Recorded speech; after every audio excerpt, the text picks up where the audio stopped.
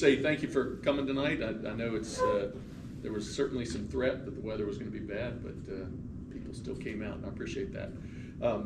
As Jeff said, I support Dominion's hydroelectric projects in North Carolina and Virginia. So I work with the biologists and shoreline management, the environmental folks, the engineers who deal with the dam structures themselves to make sure that we're meeting the requirements of our federal license, which is a license that gets issued every 40 years. So it's a very extensive license that covers all kinds of different things. But my job is to make sure that we're doing what the license says we're supposed to do. And so I'll come and work with Will, and I'll come and work with the biologist on the fisheries type things. So it just varies from day to day, which makes it a very interesting job for me. But so Jeff asked me to come speak about recreation in particular tonight, and we'll go down through that. And just recently, last summer actually, FERC came and did an inspection of our facilities, our recreational facilities, and the environmental aspects of the dams and things like that. So I was just going to go through some of the findings that they had and what we've been doing in response to that. And let's get started. But first, Dominion always has us do a safety minute before we do any presentation, so I'll do that here. Late summer, the stinging insects are reaching their peak. So I'm sure we've all seen the yellow jackets, and they're living in the ground. People call them ground bees, or all kinds of different names. And then you've got the paper wasps that are, if you've seen some of the nests recently, they're getting pretty big. So just be aware that as summer's reaching its end, their food supply is decreasing, and at the same time their population is peaking, and they become very aggressive. So the yellow jackets actually will, when they sting you, they put a pheromone on you that attracts other yellow jackets. So you can get mobbed by yellow jackets, and the only thing you can do is run away from them, realistically. So keep an eye out for that. Okay, so FERC sent two folks out here. We looked at everything around the lake. We looked at every single boat ramp, bank fishing area, the day use areas, and then within the dams, they went through the entire dam looking at our environmental, oil protection, different things like that. And just some of the major findings, I'd say, were that the docks in some of the day use areas and the bank fishing areas had the decking was starting to wear, so they brought that up. The accessible areas, you'll notice if you go to any of the bank fishing areas or the day use areas, there's parking, accessible parking, and there's also most of the docks and some of the other areas are supposed to be accessible to people in wheelchairs. And there had been some erosion from rain that had these sites are not paved, so it's usually a gravel or a sand base, and so those needed to be updated, and we've had our contractors out there doing that. If you've ever been down, has everybody been down to the bridge? There's a footbridge that crosses the tail race down below the Roanoke Rapids Dam. If you've never been there, it's an interesting place to go, but there's a trail that goes down there. That trail had gotten a lot of what they call informal use, where people were cutting through different spots where they weren't supposed to go. There was a lot of erosion that was making the footing treacherous, and so we have totally really rebuilt that trail on a different path to make it safer, and also to keep it away from the boundary fence around the station, just for as much for security issues as anything else. So if you go down there, you'd be able to see that. The one that says secondary containment, there are batteries at the dam that provide backup power so that we can start, keep different pumps going, keep the lights on. If the power should go out, which you'd say power shouldn't go out at a power station, but the power station generates power that is a much higher voltage, much higher current than you would ever use in your house. And so we actually bring in a feed from the distribution system to provide the what you call the house power for the station. And so if that goes out, they have the backup batteries to keep things going until the backup generator gets started. So anyway, those batteries needed secondary containment. These dams were built in the 50s and 60s. While we had installed containment on one of them, the other one didn't have containment, so that was a finding that they asked for. All right, and finally, they always look at security and what they call public safety. And so fences, they looked at fences. There were some areas where the gravel had eroded out from underneath them that people could potentially climb under the fence. There's always going to be findings like that. Fences, trees, branches fall on fences, things like that. So they pointed out things. So it was an inspection, but it's designed to help us keep our facilities safe and useful to the public. So that was the results of that.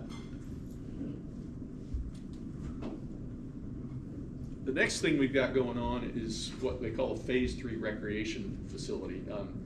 Our license requires us to provide recreational facilities around the lake, and so the boat ramps, which are maintained by the states, we funded and we provided the land for those boat ramps, the bank fishing areas, the day use areas. Those were all provided for or built and are maintained by Dominion, again, except for the boat ramps, which are maintained by the state fishery agencies.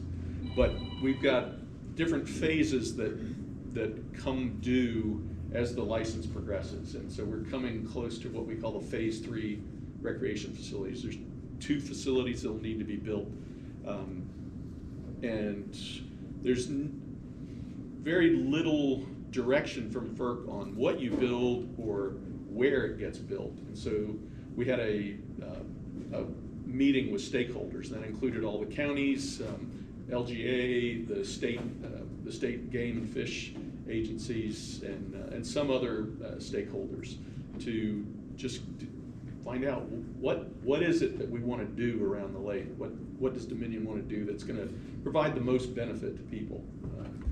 Also, from Dominion's point of view, we wanted to focus on non-motorized access and improving the access to the lake for people in the surrounding area who don't generally have access. They don't have, they don't either don't own houses around the lake, or they don't own motorized boats that would be put into the lake. So that was the focus that the meeting held.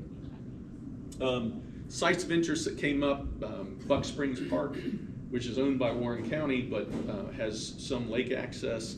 They already have a dock there, and so there was general consensus that that would be a good place to improve the water access. It's up in, do you know what creek?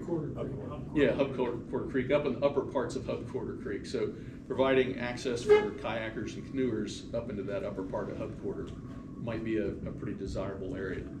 The Gaston Tail Race bank fishing area. So if you ever been to Gaston Dam, there's a little road that kind of comes down to the bottom of it, and there's a bank fishing area there that is, it's right near where the water comes out of the turbines. So if you ever there, when the station starts generating, you'll see all these boats come up because they want to fish in that turbulent water. The bank fishing area was initially intended to do that, but it doesn't really provide the access to the water that would make that a very popular fishing area. And so there's some talk about improving, maybe building some sort of pier or deck that would go out and provide better access to that deep water. And another spot was the north side of the Gaston Dam, where currently there's a bank fishing area. It's pretty rustic. It's just a sandy bank that people can fish from. There's no pier there or anything like that. And so there was some talk about maybe providing a pier there or picnic shelter. There was some mention about a swimming area, but I think the swimming area is probably not a viable option there because Dominion would not want to have a swimming area that was open 24 hours a day. So we'd have to have some way of excluding access to that area every evening or something like that. So, but bank fishing areas are supposed to be open 24 hours a day, so a little bit of a conflict there. So those were the 3 areas that sort of came up as perhaps logical areas to improve. And again, I talked about the different things: piers, shelters, canoe and kayak launch ramps, and then a swimming area. So that was kind of what came out. I have to, obviously FERC has to approve anything that would do this, so it's a process. It's going to take another 6 months probably before we'd even start to contract it and start to get it built. But it's due to be coming online in the end of 26. And this is just for your own information. I don't know how many of y'all have ever seen these maps before, but they show where all the different recreation areas are around the lake, different boat ramps, bank fishing areas. This is for Roanoke Rapids Lake, and the star that you see there that's the Gaston tail race bank fishing area that we were looking at. And then here's the corresponding map for the Gaston area. And again, the stars, this is Buck Springs, and then the two stars there, one of them is the tail race bank fishing area, and the other would be the north side bank fishing area at the Gaston Dam. Yep. Yes, these are online. If you go onto the Dominion Hydro website under recreation, these maps are there. There's been some talk about the Virginia day use area. So part of our one of the requirements of the FERC license was to provide funding to the state of Virginia to develop a day use area in Virginia. The state of Virginia decided that they didn't want to take that on, and so we came up with an agreement between Virginia, Dominion, and Brunswick County to transfer those funds to Brunswick County for the purchase of the land that you see here, which is right off Hendrick Mill Road. There's Poplar Point Marina. We provided a significant amount of funding to purchase the land, and it'll also assist with engineering and construction, but it's nowhere near enough to build it out. And so Brunswick County has been pursuing grants from different organizations in the state, and I guess at the federal level as well. They've come up with a design, and I'll just show you. This is the preliminary design, and it will provide a fishing pier and a boat launch for kayaks and canoes. There's some future activities there that may include a little water thing for kids to play in, like a fountain sort of device, I guess you'd call it. But at this point, it's going to be access to the lake. So it's going to be fishing pier and non-motorized boat access with some parking and a picnic pavilion. I think that's all I've got. Yep, so that's all I've got. That kind of covers the recreational aspects around the lake that Dominion's been involved in recently. And I'd just open it up for any questions if anybody's got any. If not, I'll just let Will get up here. Question. Yeah. So that the recent day use area, when is the timeline for that? They were hoping, so the Virginia day use area, they were hoping to start construction this fall and have it open to the public by next June, I think. But when they started getting bids from contractors, the bids came out a lot higher than they were expecting, and so they're having to go out looking for more grant money. So I don't know what the actual schedule is at this point. Will that be directly across from the other boat launch that's in Mecklenburg?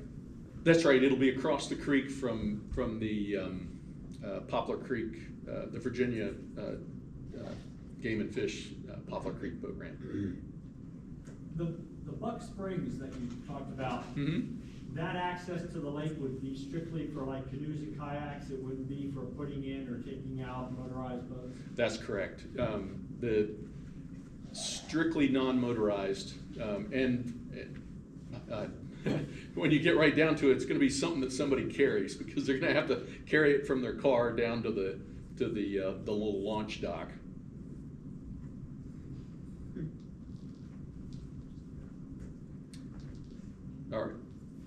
the other two, The bank fishing the areas? bank fishing areas are still in progress? Well, the bank fishing areas already exist. Already And exist. so we would be putting some significant improvements into those bank fishing areas. And again, that would happen over the next couple of years with the planned completion by the end of 2026. And they're funded? We have funding set aside, Dominion has funding set aside, yes. Cory, I got one question. Sir. It doesn't pertain to this particular presentation, but I'm sure you could probably answer it. In reference to the Lake Gaston Weed Control Council, that receives funding every year for invasive weed that we're all aware of, I believe, it's to my understanding that Dominion puts in about $2,500 a year towards that. There's not a set amount. We provide funding for the grass carp that are put into the lake. So there may be some years where we've not provided any funding and other years where there'll be a pretty substantial chunk, just depending on how many carp the North Carolina State recommends get put into the lake.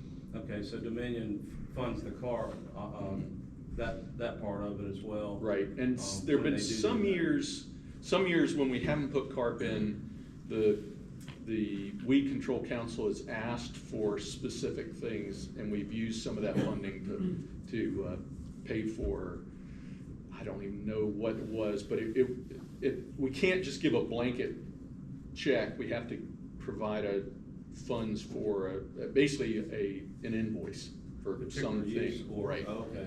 It went for habitat enhancement was the one. Right.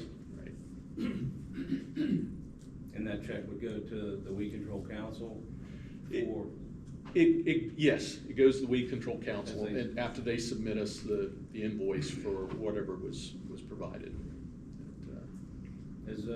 it's my understanding that the funding is, even the total funding, which is quite a bit of money, approximately like 1.8 million that comes from states and counties and what Right. have you, that it's so expensive to treat. And it's about $1 million for 300 and some acres. $2,500 treats like 1 acre. Is there any thoughts or communication about increasing that amount, or? We have not, our license, is pretty specific about what we will provide funding for. So that has not been something that Dominion has made any movement to increase that funding to provide for other things. I think when the license was originally reissued, Dominion's point of view was the weeds don't affect generation, and Dominion has to justify our expenses to the state corporation commissions so what's the benefit to the ratepayer? And if something is being done that doesn't improve generation or doesn't affect generation, then it has to be a regulatory requirement. And so we have a regulatory requirement to provide the funding for the grass carp, and so that's what we do. And we've kind of bent those rules to push some of that funding to other things, but that's what the standard has been. Would we contemplate it? That would have to be something that would have to happen with a request from the Weed Control Council, and we'd have to work through that with Right. negotiations. I understand, thank you. Mhm. So when you talk about the improvement for bank fishing and those recreational things, can you say a little bit about the distinction between that and what you just asked about? So the license requires us to provide those recreational facilities. Okay, And that was part of the negotiations that went on back in the early 2000s with the stakeholders around the lake. even though it doesn't affect the generation of power. That's right, yeah, and it's same with, we built these ladders to carry the eels into the lake because the eels historically had migrated up the Roanoke River into into the lakes. And so that was a requirement of the reissued license in 2004, was to start moving those eels back into the lakes. And in fact, right now, we're in the process of figuring out how to get those mature eels back down to the ocean. And so we've been working with hydro, or the big companies that produce the turbines, these massive, 18, 20, 24 inch or 24 foot diameter turbines. And they have new designs that are fish friendly, they call them, and they don't injure the fish as they go through the turbine. Wow. So we've been working with contractors to try to see if that's something that we can work out. It's very new technology, and it's still in process. But that's one of the requirements of our license, is to provide what they call safe and effective downstream passage for American eels. And that will occur at some point. But it doesn't affect generation, it's just that the stakeholders involved, and this was probably Fish and Wildlife, the fish agencies, different groups during the relicensing process come up with these, I wouldn't even call it requests, but there's this general discussion that goes on about what are the effects the dams are having, what are the historic effects, what can be done to minimize the negative effects of a dam and maximize the positive effects. I have a question. Sure. How often does relicensing occur, and when is the next relicensing? So federal licenses for dams generally go for 40 years. And so the next relicensing is this license expires in 2044, and so the relicensing process will probably start in 2038. So there's no review or anything in between? No. It's a once in a career thing. Yes, sir. Looking forward to that, aren't you? So this FERC inspection that you just had, how often do you have those inspections? There are different inspections that occur. So they have a dam safety inspection that is every year. And in fact, the next dam safety inspection is scheduled for September. And FERC has engineers that come down and walk through the entire structure of the dam. We go down in areas that are way down underwater, and they look at all that stuff. The recreation inspection, the recreation environmental inspection, the one we'd had before this one had been 7 years prior. And then we also have security inspections that they really have just started getting that process started. But we had a security inspection here at Roanoke Rapids probably, I think it was right before COVID, so 2019. So the environmental safety inspection, did they give you a timeline to complete the items that? We had to respond to all the different findings and tell them when we were going to complete them. And so I sent, working with the staff at the dam and with the contractors, getting all these things completed. And every time, about every 6 months, I send them an update showing pictures of what's been completed up to that point. So at this point, all of the repair work has been completed. The trails have been regraded and redone. The battery secondary containment has been ordered, but we're replacing those batteries, so they don't want to put the containment in until that project starts. So that pretty much, I think that's the last thing that we've got to complete out of that inspection. Yes, ma'am. I don't know if this is in your scope or not, but the studies, if there was a dam failure, like at Carr, coming down, is there a study out there that what would be the impact to Lake Gaston if that occurred? Each dam has what they call flood inundation maps. So we have flood inundation maps for Lake Gaston and Rapids Lake that show what the flooding would be under specific conditions. And those conditions are what they call a fair weather failure, where it was just a bright, sunny, normal day and the dam fails, how much flooding would there be?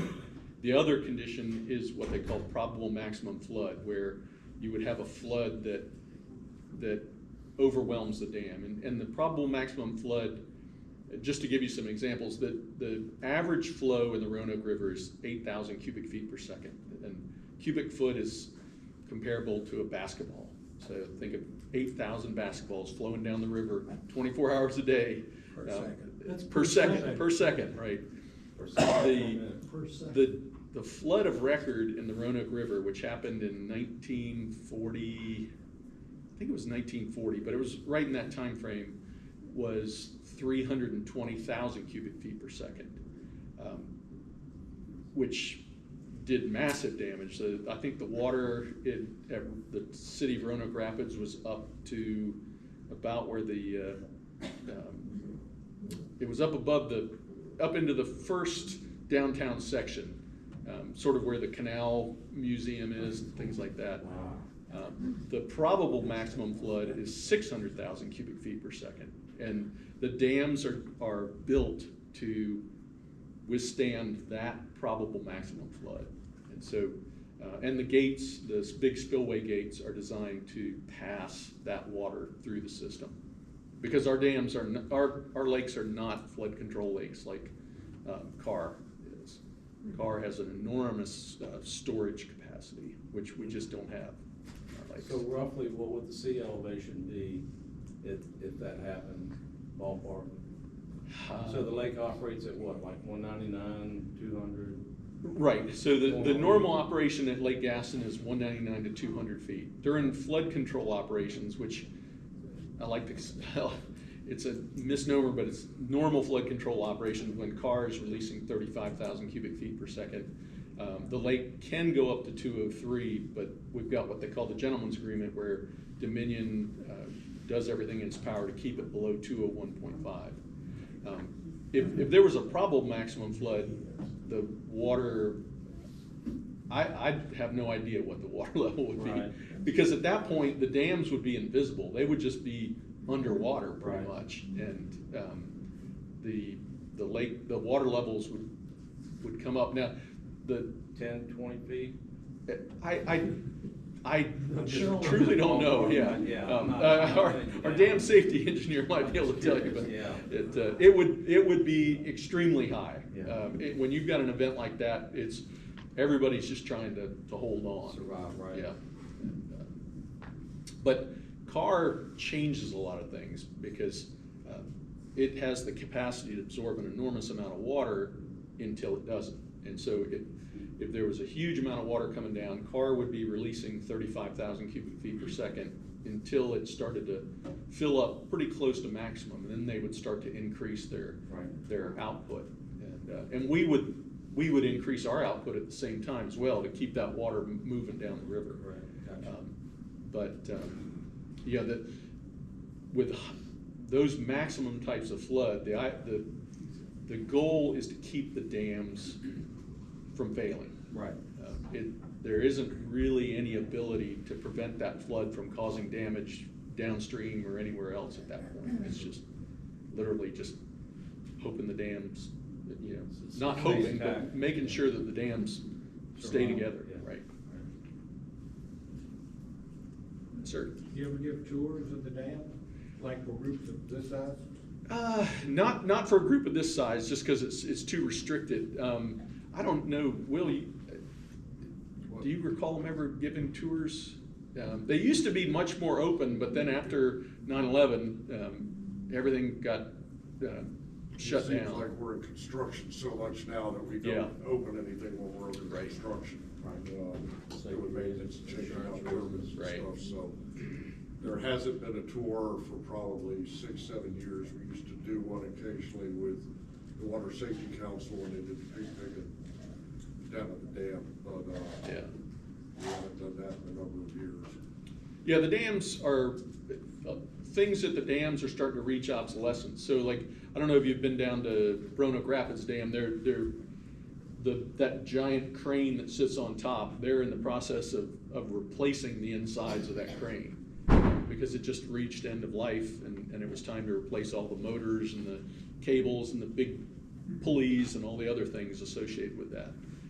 We've also been pulling they call them the trolleys, that there's these machines that move on the top of the dam that are used to pick the gates up to open up the big spillway gates. And those, again, we've been taking those out individually to have those rebuilt and have everything replaced inside of them. So there's a lot of activity going on in the dams in the last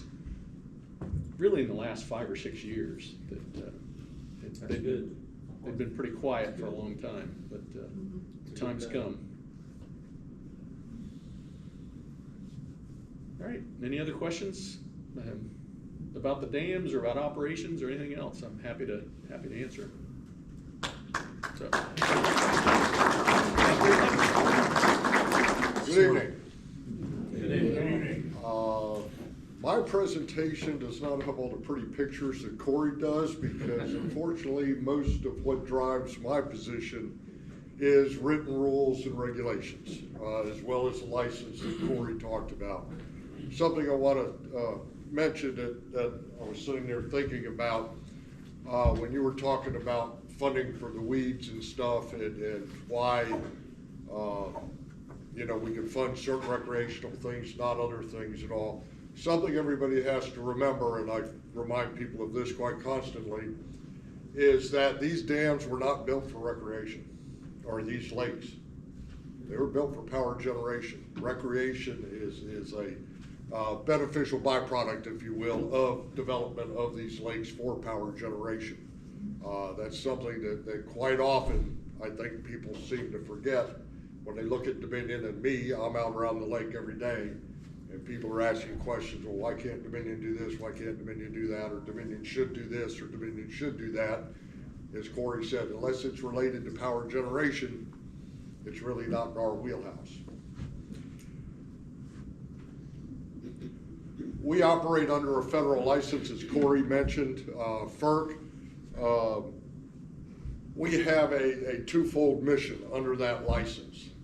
And that license states that we will provide public recreation and development around the lake while protecting all of the natural resources.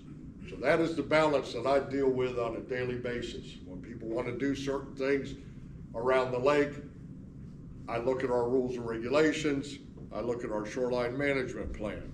That is how we manage that balance that I'm tasked with handling. Shoreline management plan, it is a requirement of our FERC license. It provides guidance for both Dominion staff and for the public. If any of you have ever gotten a permit, the construction and use procedures, those are online. Those are really the rules of what is permissible or not permissible around the lake. There are some gray areas. Dominion does reserve discretion to interpret or make exceptions to those depending on the current situation. One of the things in the shoreline management plan is a classification of shorelines. Shorelines run from general development to special management areas. Special management areas are given a higher degree of protection than general development areas. We review this every 5 years. We hold public meetings with stakeholders and with the general public. We just completed that in 2022, Cory? Yes. 22 was the last time we had it, so it'll be another 5 years before we have those meetings again. During the last review, 2 major issues came up during that, and one of those was aquatic plants, water willow, which I'm sure everybody here is familiar with, and the other thing was the loss of natural areas. As I said, we are tasked with protecting the natural ecosystems and the natural systems around the lake while providing that recreation. So it was brought up at that review that the loss of natural areas was becoming more prevalent, and it was agreed during that meeting with all of the agencies and LGA and others that the special management areas required additional protections to prevent the loss of those natural systems. That, in a nutshell, is what I wanted. I have a feeling, I know I'm gonna get questions, so there's no way that I could possibly go through 14 pages of the construction and use document with all of the rules and regulations. So I figure probably the easier thing to do is find out what's on your all's mind and then see if I can address your questions that way. So, Will, with all the changes, what's the best way, wrote this down so I didn't forget. What's the best method to contact Dominion regarding shoreline management issues or concerns? By telephone or by email. So you maybe give us that number so people don't have it. I mean, Well, maybe, you gotta remember, I just came out of retirement, so I've got all new phones. I know everything, so I have to turn my phone back on in order to look up the number, because I do not have them memorized yet. But, yeah, really, well, I can tell you what my email is: william.c.miller@dominionenergy.com. And my phone numbers are, oh heck, I do not have them on this phone. I'm sorry, I have them on my company phone and I do not have it with me. Cory should have it on his phone, I hope. Or do you have my personal cell as well? Give them that out, that's even better. Yep. Why don't you post it on the LGA website? Well, it's not even posted on the Dominion website. So, Will's cell phone is 252-410-6306. Oh, it's gonna be a tough week. Somebody call it right now.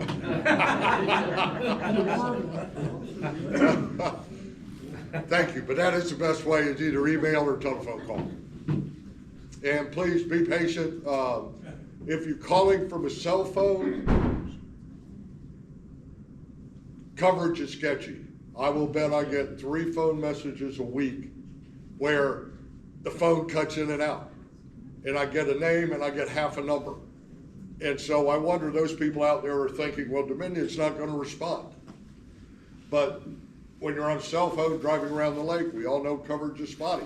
I get half the phone number. There's absolutely no way I can reply to those folks. And I feel sorry, and I don't want to leave the impression that we're not responsive. But it's just what technology does to us. Email's better. My question has to do also with shoreline management. Well, lately, I'm sure everybody's seen the same thing with the larger boats going on. We're getting a lot more erosion issues on the properties. Mm-hmm. And so my question has to do with, is there a site that we can easily access where we can see what the actual rules are, what we can and can't do on our personal shorelines for our properties? Yes, if you go to Lake Gaston permitting, you will see the construction and use procedures.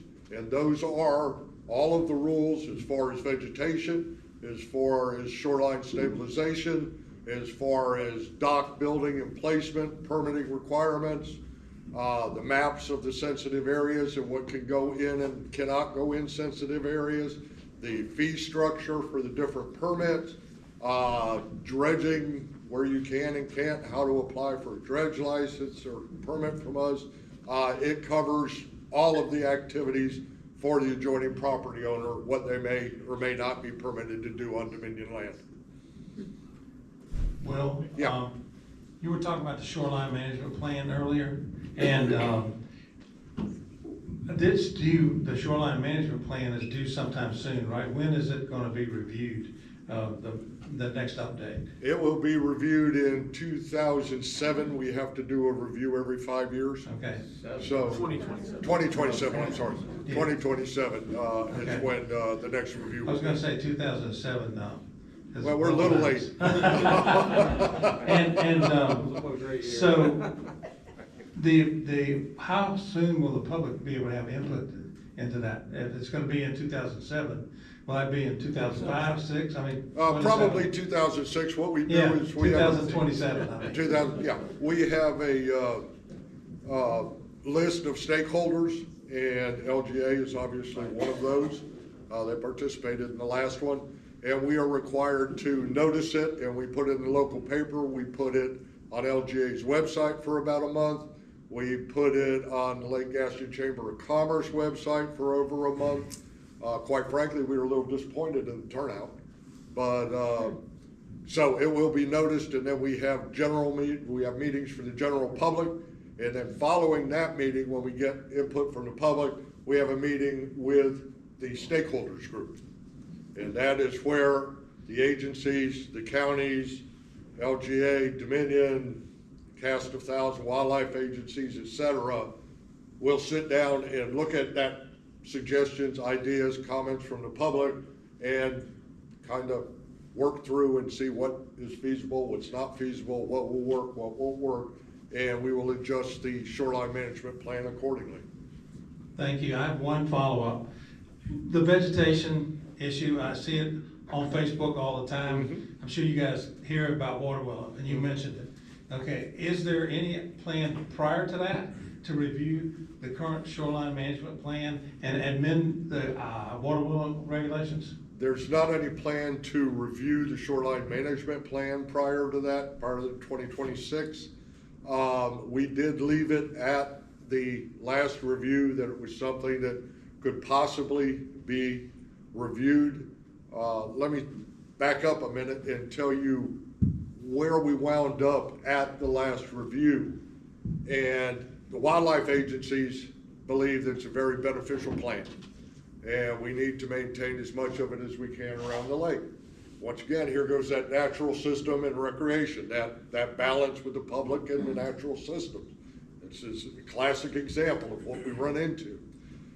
We talked, currently you can treat, if the weeds in the lake, including water willow, are preventing you from being able to access your boat dock with your boat, you can treat a 10-foot channel away from your boat dock out to deep water or clear water. You may not treat your entire shoreline, so you have a swimming beach. We talked about how could we administer a program that might allow you to treat 20 feet of your shoreline, or 40 feet away from the dock, or whatever we thought was reasonable. And we really could not come up with a way, wildlife agencies, us, LGA, counties, we could not come up with a way of how we would administer that. We don't have the staff to go around and measure water willow in front of every person's property and then come back in a month and see if they only removed 20 feet, or did they remove 100 feet, or did they remove something else. It was really an unworkable idea, and given the benefits of water willow, it was decided at that time that we would maintain the current rules, which are you can clear a path for your boat access, and tying up your boat and such immediately around your dock. But as far as clearing it anywhere else, that's still prohibited. Yes, sir. What is treat or clear defined as? Any way doing damage to the water willow. And not the water. You can't trim it, you can't treat it, you can't pull it, it's basically a protected plant. You talk about the 10-foot channel. Yeah. What's the approved method for removing water willow? Usually somebody contracts with Aquatech or with PLM to have it treated. Tracy with PLM is very much aware of our rules and calls me quite often on issues. So there are other plants, Lotus, help me out, Cory, I don't remember all of them. Water lily, Lotus. Water dock. There are a couple more. They're in the construction and use procedures. The list of plants that can be treated. Water willow is expressly stated that it cannot be treated. So the best way to do it is it has to be a state licensed applicator. It's the only one that can introduce chemicals into the lake. So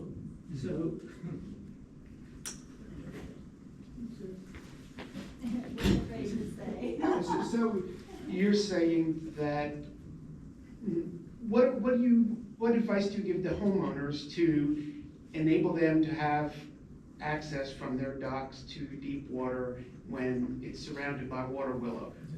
What I just said, you can hire a company to treat a 10-foot path from your boathouse to deep water. And what would you do if your neighbor was doing willy-nilly stuff? When you say, you mean without That's a permit? between just- you and your neighbor. Well. So you realistically think that the homeowners are all gonna hire a contractor to come and take this stuff out as opposed to taking action on their own, like roundup or removing it physically? Well, if they throwing want it to up on poison, shore? well, let me ask you this, if your neighbors want to poison your lake and you're all right with that, I don't know what to tell you. No, Well, that's what I'm asking. all right, that's when you need to call the wildlife agencies or let us know. But you have to remember, we have to have proof. I can't go out and accuse somebody of doing something unless I have pictures or if you're willing to stand up against your neighbor, which quite often nobody is. Everybody wants to call in and complain that somebody's dumping leaves in the lake, that somebody's cleared their shoreline, but please don't use my name. Where does that leave us?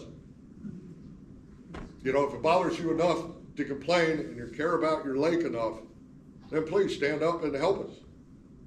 Yeah, but you have to live next to your neighbor. Well, ma'am, I can't help that, I understand that, but you have to understand where I'm coming from. If Can you we want get us your to number do again and something. your email address, can you put that up? It'll be provided. Somewhere, so we can- Yeah.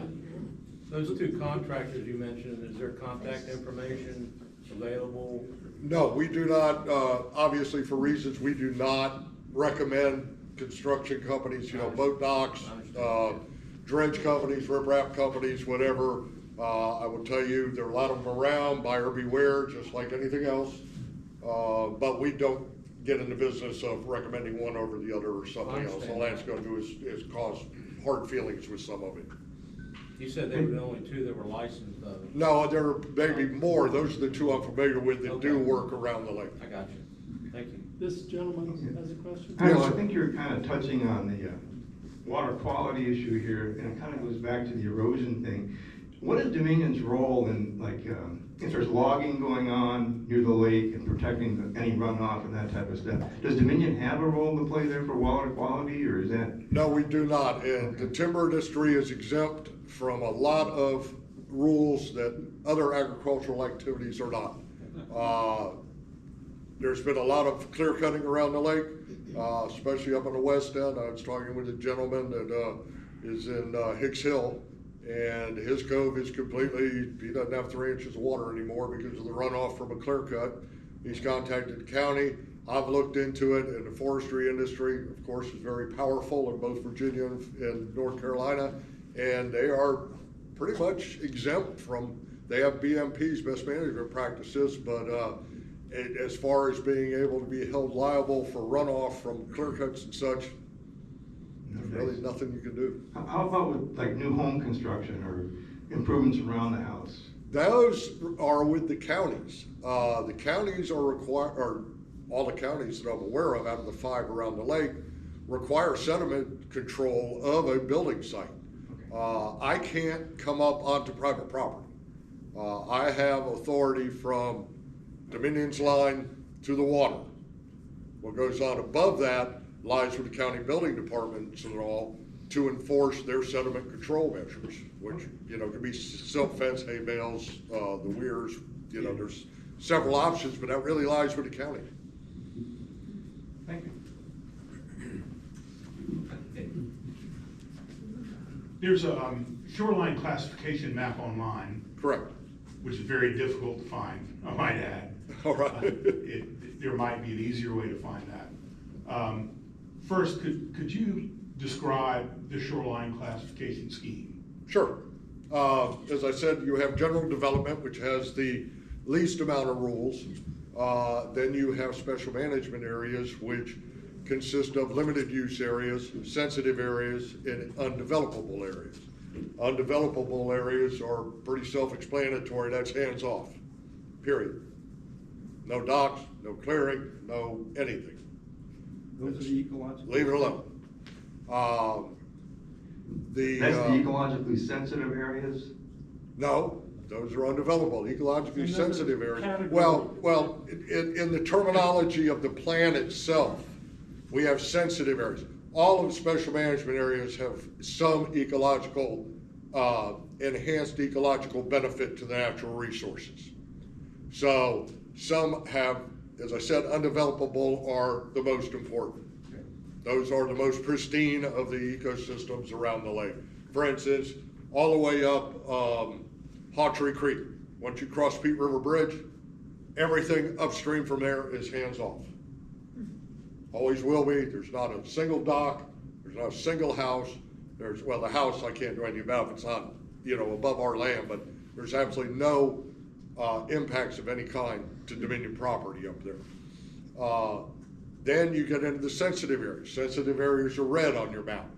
Those are the areas that were proposed, and we accepted it at the last Shoreline review in 2022, that needed additional protections, at which point the rule was passed that there will be no construction of any kind on sensitive lands. And that included docks, walkways, boathouses, any kind of trimming, anything on our land, basically hands off, almost like undevelopable. How does sensitive areas differ from undevelopable? They are areas that are generally around or in the vicinity of a developed area.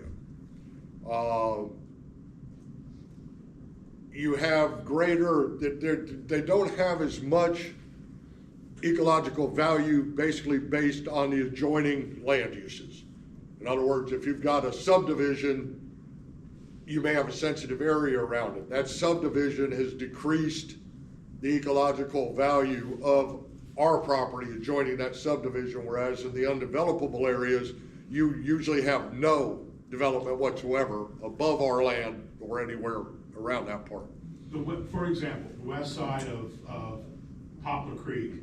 Yep. Is sensitive. Yes, sir. The northwest side of Americans is, to the best of my knowledge, is sensitive.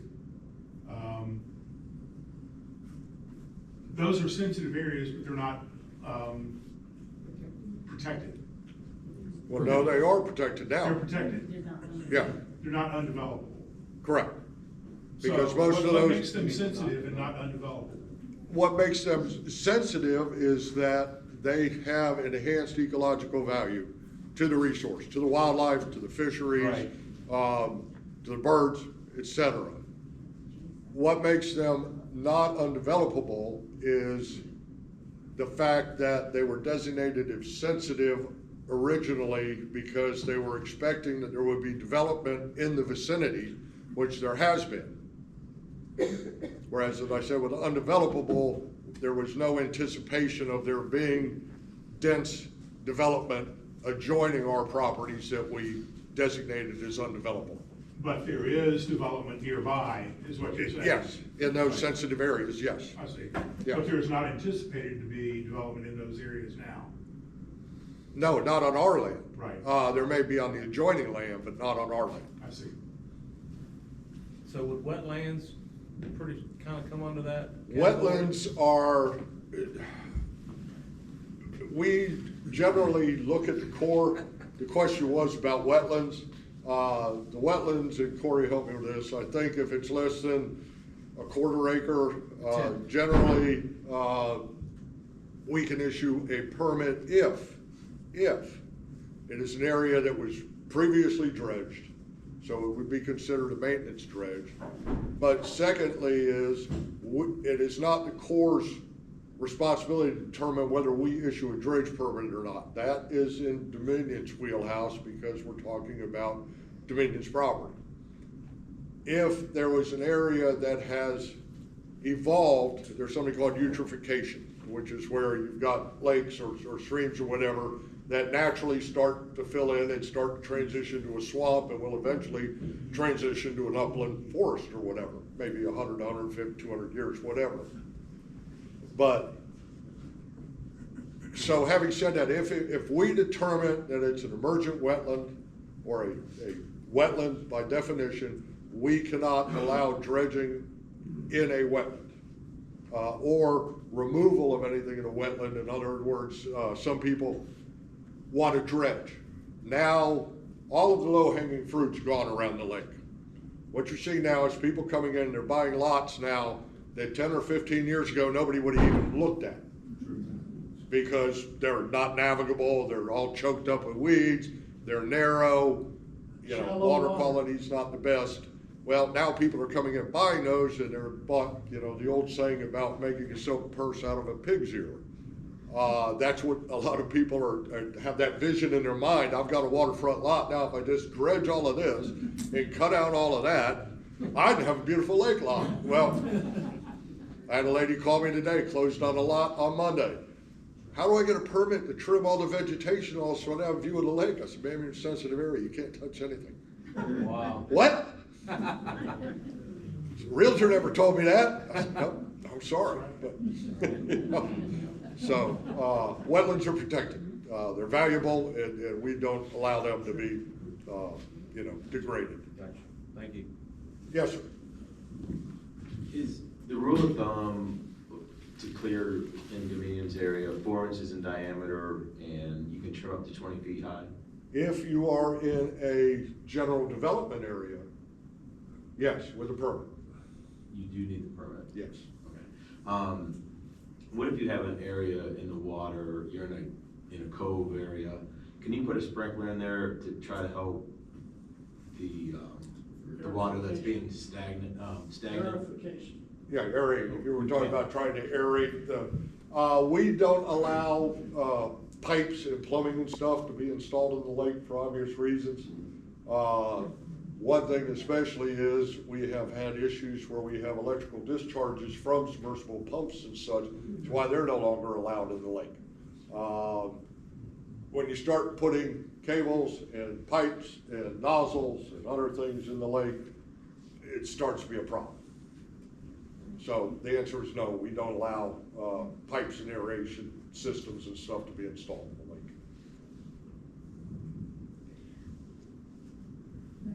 If an individual tomorrow were to submit a correct application for either a new pier or renovation to a pier, whatever, what would they anticipate actually having the permit from you?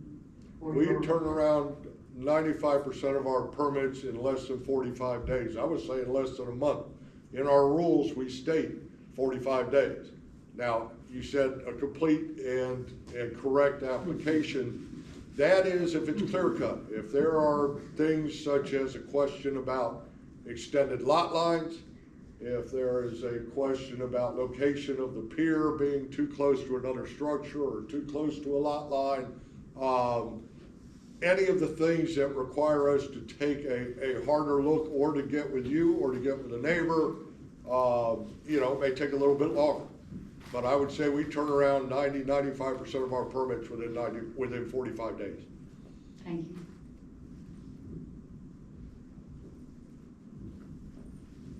That's it? You guys are easy. And Will, just one thing, I've heard you say this many times, just for everybody's clarification. Who owns the shoreline? Dominion. Who owns the lake floor? Dominion. Who owns the water? The state of North Carolina or the state of Virginia, depending where you're at. It's a state resource. We do not own the water.